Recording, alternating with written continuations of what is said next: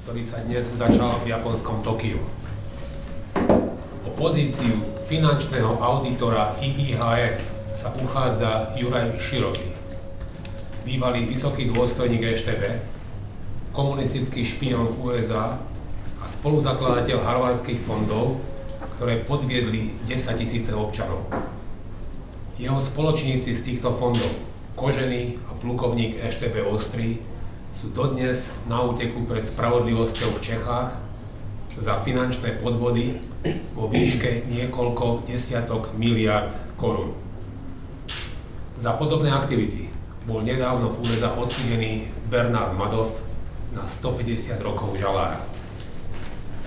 Rád by som informoval, že ako verejný činiteľ, poslanec Európskeho parlamentu za Slovenskú republiku, ale aj ako občan, ktorému záleží na dobrom mene a osude našej vlasti, mám povinnosť s takouto informáciou naložiť najlepšie, ako viem. To znamená urobiť všetko preto, aby nás ľudia s temnou minulosťou typu Juraja Širokého nikdy nereprezentovali.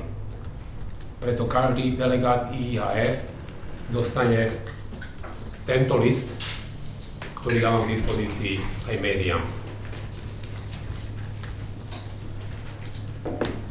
Začiatkom roka sa dostala na verejnosť veľmi skreslená a zmanipulovaná informácia o súdnom spore medzi mojou osobou a Jurajom Širokým, a tak by som to rád uviedol na pravú mieru.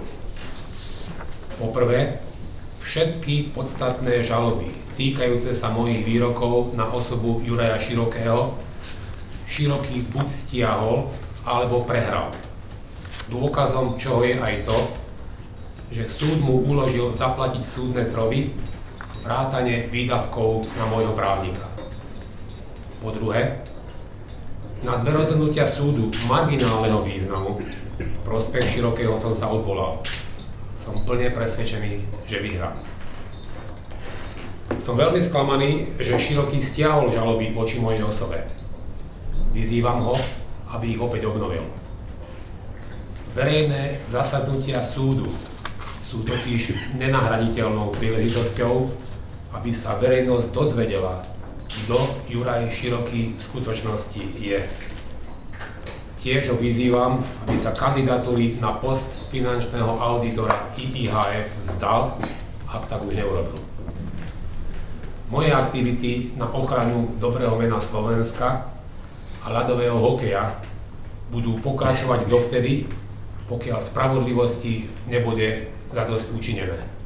Ďakujem veľmi pekne.